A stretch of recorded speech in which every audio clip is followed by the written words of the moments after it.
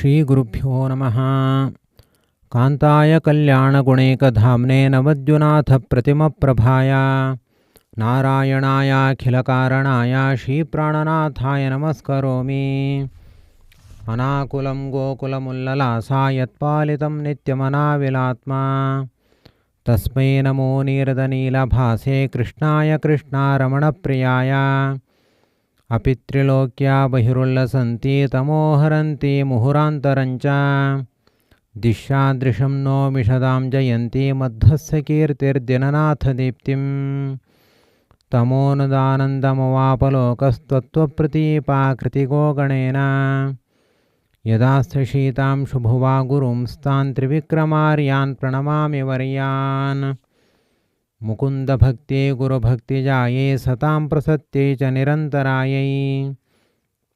गरीयसीं विश्वगुरोर्विशुद्धां वक्ष्यामि वायोरवतारलीलां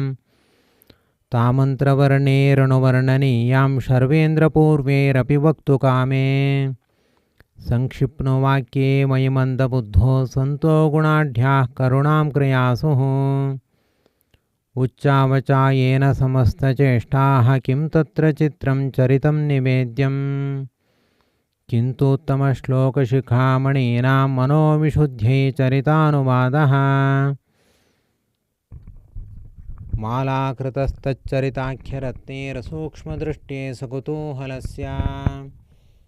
पूर्वापरीकारमथा परं वा क्षाम्यन्तु मे हन्त मुहुर्महान्तः।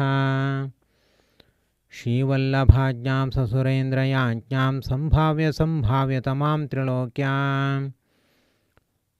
प्राणेश्वरः प्राणिगणः प्रणेता गुरुः सतां केसरिणो गृहे भूत्।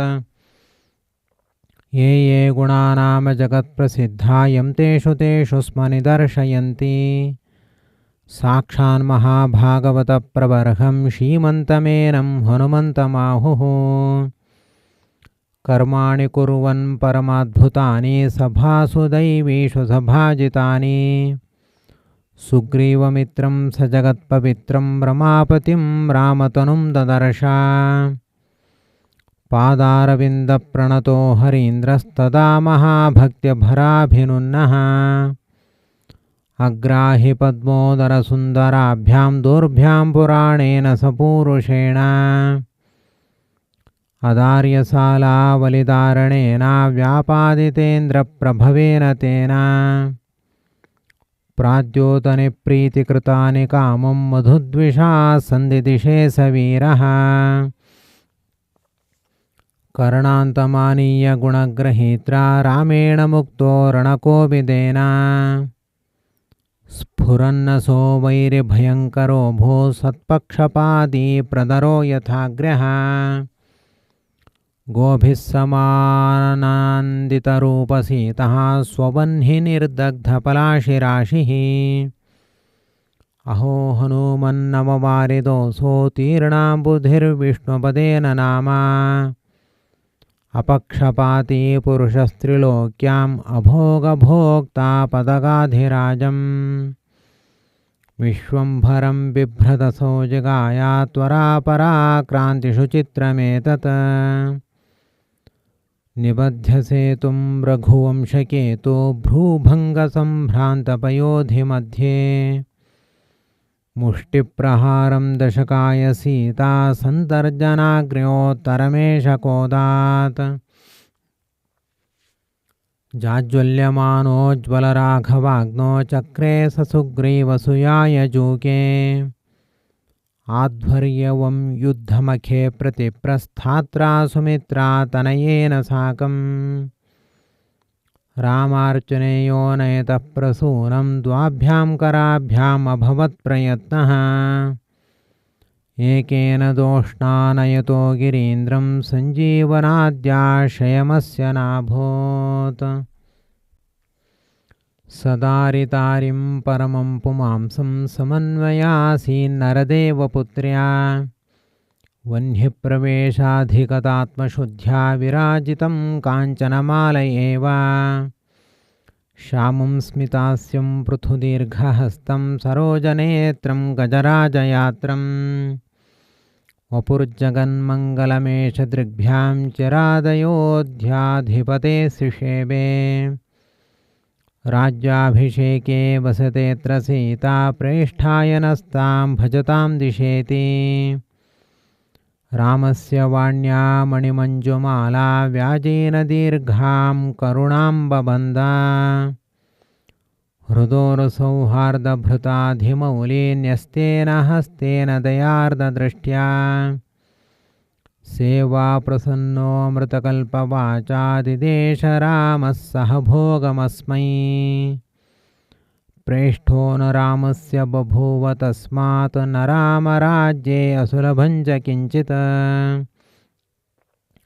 तत्पादसेवारतिरेष न इच्छत् तथापि भोगान्ननु सा विरक्तिः नमो नमो नाथ नमो नमस्ते नमो नमो राम नमो नमस्ते पुनः पुनस्ते चरणारविन्दं नमामि नाथेति नमन् सरेमे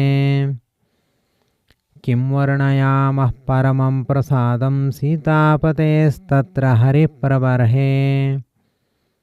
मुञ्चन्महीं नित्यनिषेवणार्थं स्वात्मानमेवैष ददो यदस्मै स्वानन्दहेतो भजतां जनानामग्नः सदा रामकथासुधायाम् असाविदानीं च निषेवमाणो रामं पतिं किं पुरुषे किलास्ते तस्यैव वायोरवतारमेनं सन्तोऽद्वितीयं प्रवदन्ति भीमं स्पृष्टैव यं प्रीतिमतानिलेन नरेन्द्रकान्ता सुषुवेत्र कुन्ती इन्द्रायुधं हीन्द्रकराभिनुन्नं चिच्छेदपक्षान् क्षितिधारिणां प्राक् बिभेदबुभृद्वपुरङ्गसङ्गात् चित्रं सपन्नो जननीकराग्रात्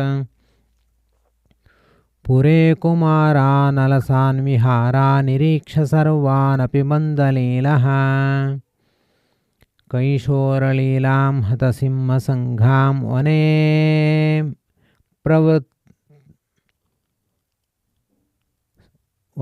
प्रवृत्तां स्मरति स्म सूत्कः भुक्तं च जीर्णं परिपन्थि दत्तं विषं विषण्णो विषभृद्गणोतः प्रमाणकोटे सहि हेळयागा नेदं जगज्जीवनदेत्र चित्रम् दग्ध्वा पुरं योगबलासनिर्यन् धर्मानिवस्वान् सहजान् दधानः अदारिभावेन जगत्सु पूज्यो योगी नारायणमाससादा समर्प्य कृत्यानि कृते कृतानि व्यासाय भूम्ने सुकृतानि तावत् करिष्यमाणानि च तस्य पूजां सङ्कल्पयामास सशुद्धबुद्धिः विष्णोपदश्यद्भकसन्निरासीक्षिप्तान्यपक्षिप्रकरः सुपक्षः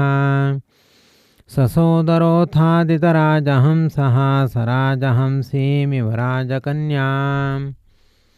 इन्दीवरश्रीजयसुन्दराभं स्मेराननेन्दुं दयितं मुकुन्दम् स्वमातुलेयं कमलायताक्षं समभ्यनन्दः सुजराय भीमः महागदं चण्डरणं पृथिव्यां बाह्रद्रथं मङ्क्षुनिरस्य वीरः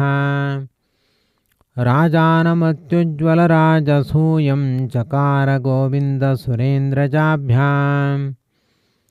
दुःशासनेनाकुलितान् प्रियायाः सूक्ष्मानराळानसितांश्च केशान् जिघांसया वैरिजनस्य तीक्ष्णः सकृष्णसर्पानिव सञ्चिकाया जाज्वल्यमानस्य वने वनेलं दिधक्षतः पार्थिवसार्थमुग्रम् सत्त्वानि पुंसां भयदानि नाशं मृकोदराग्नेर्गुरुतेजसापुः भोगाधिका भोगवतोरुणाक्षान् इतस्ततः सञ्चलितो धरेन्द्रे बहून् द्विजिह्वान् मणिमन्पुरोगान् असौकटों क्रोधवशान् जघान अथैष वेषान्तरभस्मलीनः क्रमेण वायुप्रभवस्सु तेजाः वृद्धाखिलाशं मुकरं प्रचण्डं भस्मीचकाराखिलकीचकौघम् सकृष्णवर्त्मा विजयेन युक्तो मुहुर्महाहेतिधरो प्रधृष्यः भीष्मद्विजाद्यैरतिभीषणाभं विपक्षकक्षं क्षपयन् विरेजे तरस्विनः प्रोचलितान् धीरान् निर्दग्धपक्षान् तीक्ष्णकोपान् सधार्तराष्ट्रान् बहुहेति लीलो विनाश्य विश्वान् परया श्रियाभात् कृष्णाङ्घ्रिपङ्केरुहभृङ्गराजः कृष्णामुखाम्भोरुहहंसराजः प्रजासरोजाबलिरश्मिराजः ससोदरो राजतवीरराजः पौत्रे पवित्राह्वयजामि पौत्रे धरां निधायासुरधीषु तापम् कीर्तिं त्रिलोक्यां हृदयं मुकुन्दे भेजे पदं स्वं सहजैः स भीमः विष्णोः पदान्तं भजतानिलेन घोरप्रघातैरिति नाशितास्ते रसोज्झिताश्चञ्चलवृत्तयोलं शोभां न भेजुस्सुरवैरिमेघाः एतत्प्रतीपं किल कर्तुकामा नष्टोजसः सङ्कटमेव माप्या मुकुन्दवैगुण्यकथां स्वयोग्यां काले कलावा कलयन्ततेलं यो भूरिवैरो मणिमान् व्रतः प्राग्वाग्मिबुभूषः परितोषितेशः सशङ्कराख्योऽङ्घ्रितलेषु जज्ञे स्पृदा परेऽप्यासुरिहासुरेन्द्राः सान्नायमव्यक्तहृदा कुभुग्वा श्वावा पुरोडाशमसारकामः मणिस्रजं वा प्लवगो व्यवस्थो जग्राहवेदादिकमेष पापः जनो न मेन्नापरथेति मत्वा षटश्चतुर्था शममेष भेजे पद्माकरं वा कलुषीचिकीर्षुः सुदर्दमो दुष्टगजो विशुद्धम् अवैदिकं माध्यमिकं निरस्तं निरीक्ष तत्पक्षसुपक्षपाती तमेव पक्षं प्रतिपादो कोऽसौ न्यरूपन्मार्गमिहानुरूपम् असत्पदे संसदसद्विविक्तं मायाख्यया संवृतिमभ्यधत्ता ब्रह्माप्यखण्डं बत शून्यसिद्ध्यै प्रच्छन्नबौद्धोऽयमतः प्रसिद्धः यद्ब्रह्मसूत्रोत्करभास्करं च प्रकाशयन्तं स्वकलं स्वगोभिः अचूचुरद्वेदसमूहवाहं ततो महातस्करमेनमाहुः स्वसूत्रजातस्य विरुद्धभाषी तद्भाष्यकारो अहमिति ब्रुवन्यः तं तत्क्षणाद्यो न दिधक्षति स्म सव्यासरूपो भगवान् क्षमाब्धिः निगमसन्मणिदीपगणो भवत्तदरुवाग्गणपङ्कनिगूढभाः अविदुषामिति शङ्करताकरः स किल शङ्कर इत्यभिशुश्रुवे विश्वं मिथ्या विभुर्गुणवान् आत्मनां नास्ति भेदो दैत्या युत्थं व्यदधत गिरां दिक्षु भूय प्रसिद्धिम् आनन्दाद्यैर्गुरुगुणगणैः पूरितो वासुदेवो मन्दं मन्दं मनसि च सतां हन्तनूनं तिरोभूत् इति श्रीमत्कविकुलतिलकत्रिविक्रमपण्डिताचार्यसुतनारायणपण्डिताचार्यविरचिते मध्वविजये महाकाव्ये आनन्दाङ्किते प्रथमः सर्गः। ओम श्रीकृष्णार्पणमस्तु।